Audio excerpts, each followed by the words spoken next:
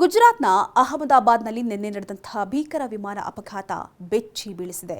ನೂರಾರು ಆಸೆ ಕನಸುಗಳನ್ನು ಇಟ್ಕೊಂಡು ಪ್ರಯಾಣಿಸ್ತಾ ಇದ್ದಂತಹ ಪ್ರಯಾಣಿಕರು ಸುಟ್ಟು ಕರಕಲಾಗಿದ್ದು ಬರೋಬ್ಬರಿ 265 ಮಂದಿ ಮೃತಪಟ್ಟಿದ್ದಾರೆ. ಇದರಲ್ಲಿ ಮಾಜಿ ಮುಖ್ಯಮಂತ್ರಿ ವಿಜಯ್ ರೂಪಾನಿ ಸೇರಿದಂತೆ 265 ಮಂದಿ ದುರ್ಮರಣಕ್ಕೆ ಈಡಾಗಿದ್ದು, ಒಬ್ಬ ಪ್ರಯಾಣಿಕ ಆಶ್ಚರ್ಯಕರ ರೀತಿಯಲ್ಲಿ ಸಣ್ಣ ಪುಟ್ಟ ಗಾಯಗಳೊಂದಿಗೆ ಪಾರಾಗಿದ್ದಾನೆ. ಹೌದು, ಅಹಮದಾಬಾದ್ನಿಂದ ಲಂಡನ್ನ ಗ್ಯಾಟ್ವಿಕ್ಗೆ ಹೊರಟಿದ್ದಂತಹ ನತದೃಷ್ಟ ವಿಮಾನದಲ್ಲಿ 169 ಭಾರತೀಯರು, 61 ವಿದೇಶಿಗರು ಹಾಗೂ 2 ಪೈಲಟ್, 10 ಜನ ಸಿಬ್ಬಂದಿ ಸೇರಿದಂತೆ 242 ಮಂದಿ ಪ್ರಯಾಣ ಮಾಡ್ತಾ ಇದ್ರು. ಅವರಲ್ಲಿ 2 ಸಣ್ಣ ಮಕ್ಕಳು ಕೂಡ ಇದ್ರು. ಇನ್ನು ಟೇಕ್ ಆಫ್ ಆದಂತಹ ಕೆಲವೇ ಕ್ಷಣದಲ್ಲಿ ಏರ್ ಇಂಡಿಯಾ 171 ವಿಮಾನ ಪತನಗೊಂಡಿದೆ.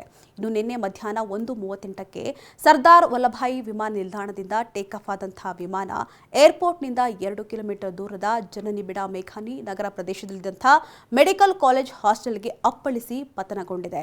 ಇನ್ನು ಅಪ್ಪಳಿಸಿದಂತಹ ರಭಸ ಎಷ್ಟಿತ್ತು ಅಂತ ಹೇಳಿದ್ರೆ ಹಾಸ್ಟೆಲ್ನ ಕಟ್ಟಡ ಚಿತ್ರಗೊಂಡಿದೆ. ಇನ್ನು ಟೈರ್ ಸೇರಿದಂತೆ ವಿಮಾನದ ಅವಶೇಷಗಳು ಹಾಸ್ಟೆಲ್ ತುಂಬಾ ಬಿದ್ದಿವೆ. ಇನ್ನು ವಿಮಾನ ಅಪಘಾತಕ್ಕೆ ಈಡಾದಂತಹ ಸಮಯದಲ್ಲಿ ಮಧ್ಯಾಹ್ನ ಊಟ ಮಾಡ್ತಾ ಇದ್ದಂತಹ 4 ವೈದ್ಯ ವಿದ್ಯಾರ್ಥಿಗಳು ಹಾಗೂ ವೈದ್ಯರೊಬ್ಬರು ಪತ್ನಿ ಕೂಡ ಈಗಾಗಲೇ ಮೃತಪಟ್ಟಿದ್ದಾರೆ. ಏರ್ ಇಂಡಿಯಾ ವಿಮಾನ ಅಪಘಾತದ ನಂತರ ಕನಿಷ್ಠ 265 ಶವಗಳನ್ನು ಅಹಮದಾಬಾದ್ನ ನಾಗರಿಕ ಆಸ್ಪತ್ರೆಗೆ ತರಲಾಗಿದೆಯಂತೆ. ಇನ್ನು ವಿಮಾನದಲ್ಲಿದ್ದಂತಹ ಪ್ರಯಾಣಿಕರು, ಪೈಲಟ್ ಸೇರಿದಂತೆ ಇತರ ಸಿಬ್ಬಂದಿ ಹಾಗೂ ವಿಮಾನ ಅಪ್ಪಳಿಸಿದಂತಹ ಹಾಸ್ಟೆಲ್ನ ವಿದ್ಯಾರ್ಥಿಗಳು ಸಹ ಸಾವಿಗೀಡಾಗಿದ್ದಾರೆ. ಇನ್ನು ಅದೃಷ್ಟವಶಾತ್ ಇವರುಗಳ ಪೈಕಿ ಪ್ರಯಾಣಿಕ ವಿಶ್ವಾಸ್ ಕುಮಾರ್ ರಮೇಶ್ ಉಳಿದುಕೊಂಡಿದ್ದು, ಇವರಿಗೂ ಕೂಡ ಗಾಯಗಳಾಗಿವೆ. ಸದ್ಯ ಅಹಮದಾಬಾದ್ನ ಸಿವಿಲ್ ಆಸ್ಪತ್ರೆಗೆ ಸೇರಿಸಿದ್ದು ಚಿಕಿತ್ಸೆಯನ್ನು ಸಹ ನೀಡಲಾಗ್ತಾ ಇದೆ.